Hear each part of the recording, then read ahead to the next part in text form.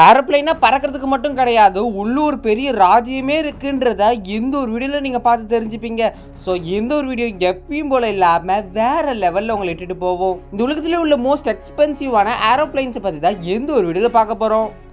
So வாங்க எப்பயும் போல் time waste பண்ணாமல் வீடியோக்குள்ளே போகலாம். இந்த ஒரு வீடியோவில் நம்ம முதலாக பார்க்க போகிற பிளைன் பேர் தான் தி ஏர்ஃபோர்ஸ் 1. இது வந்து வெறும் ஏர்கிராஃப்ட் மட்டும் கிடையாது, இது வந்து ஒரு ஸ்பெஷலான ஏரோப்ளைன். இது முக்கியமாக எதுக்குன்னு பார்த்தீங்கன்னா, பிரசிடென்ட்ஸ் எல்லாம் ட்ராவல் பண்ணுறதுக்காகவே யூஎஸ் கவர்மெண்ட் தயாரித்த ஒரு பெரிய ஒரு கிஃப்ட்டுன்னே சொல்லலாம். ஒரு ஏர்கிராஃப்ட் தாங்க. ஆனால் இதில் இருக்கிற வசதிகள் இருக்குது பார்த்தீங்களா, எக்கச்சக்கமாக இருக்கும். ஏன்னா பிரசிடெண்ட் போகிறாங்கன்றதுக்காகவே சும்மா ஒன்று பார்த்து செதுக்கி வச்சுருப்பாங்க. ஒரு திடீர்னு ஏரோப்ளைனில் எமர்ஜென்சி மெடிக்கல் எமர்ஜென்சி தேவைன்னா மெடிக்கல் ரூம்னு சொல்லி ஒன்று தனியாகவே இருக்குது. அது மட்டும் இல்லாமல் 5 ஸ்டார் தங்குற மாதிரியான ஹோட்டல் ரூம்ஸ், அது மட்டும் இல்லாமல் அவங்க சாப்பிட்ற ஸ்பெஷலான 5 ஸ்டார் மீல்ஸ் அது எல்லாமே இருக்குது. எதுக்காகன்னு பார்த்தீங்கன்னா, எல்லாமே பிரசிடென்ட்ஸுக்காக தான். அதாவது இப்போ இந்த பிளெயினில் வந்து பார்த்திங்கன்னா நார்மலான பேசஞ்சர்ஸ் வந்து போக முடியாது. முக்கியமான பெரிய பிரசிடென்ட்ஸ் மட்டும்தான் எந்த ஒரு பிளெயினில் வந்து போக முடியும். அது மட்டும் இல்லாமல் இங்கே இருக்கிற ரூம்ஸ் எல்லாம் வந்து பார்த்திங்கன்னா எல்லாமே வந்து பார்த்திங்கன்னா இந்த மீட்டிங் ரூம், இந்த கெஸ்ட் ரூம், அப்புறம் இவங்க தங்குறதுக்கான ஒரு ப்ரைவேட் ரூம், ஸோ எல்லாமே வந்து பார்த்திங்கன்னா சூப்பராக இருக்கும். 5 ஸ்டார் ஹோட்டல் எப்படி இருக்கும் அதே மாதிரி தான் எந்த ஒரு பிளெயினில் இருக்கும். ஸோ இந்த ஒரு பிளெயின் வந்து பார்த்திங்கன்னா ஏர் மியூசியம் அப்படின்ற ஒரு இடத்துலையும் வந்து ஷோக்காக வச்சுருக்காங்க. எதுக்குன்னு பார்த்தீங்கன்னா, பிரசிடென்ட் போகிறதுக்காக இந்த ஒரு பிளெயின் அப்படின்றது. ஸோ நார்மலாக பேசஞ்சர்ஸ் போகிற பிளெயினை பார்த்துருப்பீங்க. ஸோ இது வந்து பிரசிடென்ட் போகிறதுக்கான ஒரு ஏரோப்ளைன். அடுத்ததான் இந்த வீடியோவில் நம்ம ரெண்டாவதாக பார்க்குறதுக்கு முன்னாடி நான் தம்ப்நெயிலில் காமிச்சு இந்த ஒரு ஃபோட்டோவை பார்த்துட்டு தான் எல்லோரும் உள்ளே வந்திருப்பீங்க. ஸோ அந்த ஃபோட்டோ எதை பற்றி அப்படின்னு பார்த்தீங்கன்னா, சைனாலேயே உள்ள ஒரு மிகப்பெரிய ஒரு பில்லியனர் தான் இந்த ஒரு பிளெயினை வந்து உருவாக்க போகிறாரு அப்படின்னு சொல்லிட்டு இருக்காங்க. ஸோ இந்த ஒரு பிளெயின் வந்து ஸ்டார்டிங் கட்டத்தில் தான் இருக்குது. இதை உருவாக்கணுன்னா எக்கச்சக்க $1 பில்லியன் செலவு. அது மட்டும் இல்லாமல் எக்கச்சக்கமான பர்மிஷன்ஸ் எல்லாம் வாங்கணும். ஸோ உலகத்திலே உள்ள மோஸ்ட் எக்ஸ்பென்சிவ் ஃப்ளைட்னா அது இந்த ஒரு ஃப்ளைட்டாக தான் இருக்கும் அப்படின்னு சொல்கிறாங்க. ஸோ இந்த ஒரு பிளெயின் வந்து இப்போதைக்கு வந்து எல்லாம் தயாராகிடுச்சு, ஸோ இதோட தயார் முடிஞ்சிடுச்சு அப்படின்றாங்க. ஆனால் அதெல்லாம் கிடையாது. ஸோ இதை பற்றி உங்களுக்கு ஏதாவது கருத்து வேணும்னா கீழே மறக்காம கமெண்ட் பண்ணுங்கள், எப்படி இருக்குன்னு தெரிஞ்சுக்கிறேன். இந்த ஒரு வீடியோவில் அடுத்து நம்ம ரெண்டாவதாக பார்க்க போகிறது Saudi Prince Airbus A380.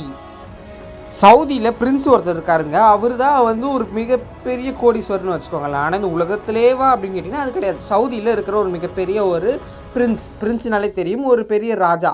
So அந்த ஒரு ராஜா இளவரசர் வந்து பார்த்திங்கன்னா அவருக்காகவே ஸ்பெஷலாக உருவாக்கப்பட்டதா எந்த ஒரு சவுதி பிரின்ஸ் ஏர்கிராஃப்ட். இதில் முழுக்க அவருக்கு பிடிச்ச விஷயங்கள் என்னென்ன இருக்கோ அது எல்லாமே வச்சுருக்காங்க. அது மட்டும் இல்லாமல் இந்த ஒரு பிளெயினோட ஒர்த் எவ்வளோன்னு பார்த்தீங்கன்னா $500 பில்லியன் அவ்வளவு வருதுங்க. இதில் என்னென்ன இருக்குது தெரியுமா? டைனிங் இருக்குது, ஸ்பா இருக்குது, சினிமா இருக்குது. அது மட்டும் இல்லாமல் என்டர்டெயின்மெண்ட்டுக்காக எக்கச்சக்கமான விஷயங்கள் இருக்குது. லைக் அந்த மியூசிக்கல் ஆர்கெஸ்ட்ரான்னு சொல்லுவாங்கள்ல அது இருக்குது.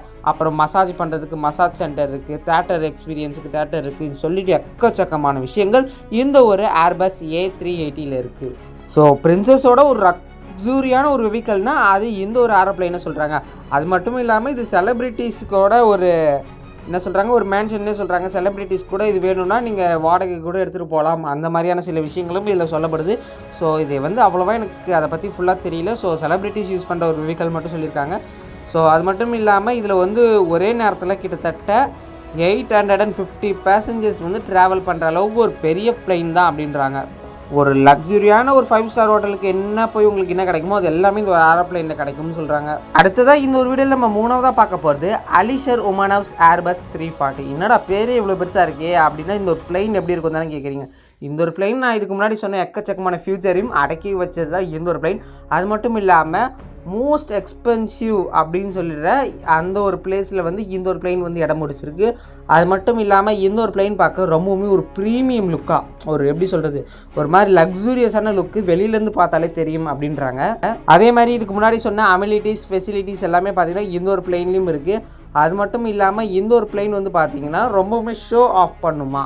அதாவது எப்படின்னா, இதை பார்த்தோன்னே லக்ஸுரி அப்படின்னு கண்டுபிடிக்க முடியாது, ஆனால் உள்ளே போனோடனே எப்பாடா இப்படி எல்லாமா இருக்குது அப்படின்றத வாய் பொளந்து கண்டுபிடிச்சிடலாம்.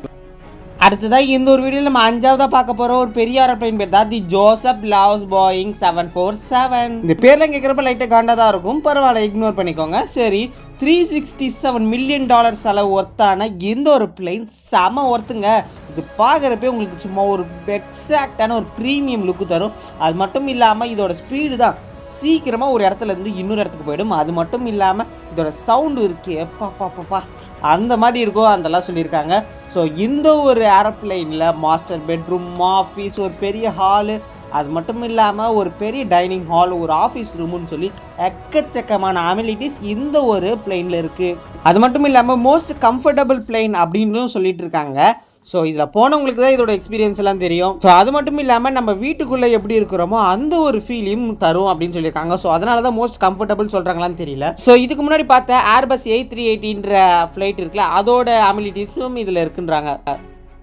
அடுத்ததாக இந்த ஒரு வீடியோவில் நம்ம 5ஆவதாக பார்க்குற ஒரு பெரிய ஏரோப்ளைன் பேர், அதுக்கு முன்னாடி இந்த ராஜாவை பற்றி பார்த்தா, இந்த ஒரு ஏரோப்ளைன் பேர் சுல்தான் ப்ரூனே ஆஃப் போயிங் 747. ஆமாங்க, சுல்தான் ப்ரூயி அப்படின்ற ஒரு ராஜா மாதிரி ஒருத்தர் இருக்கார்.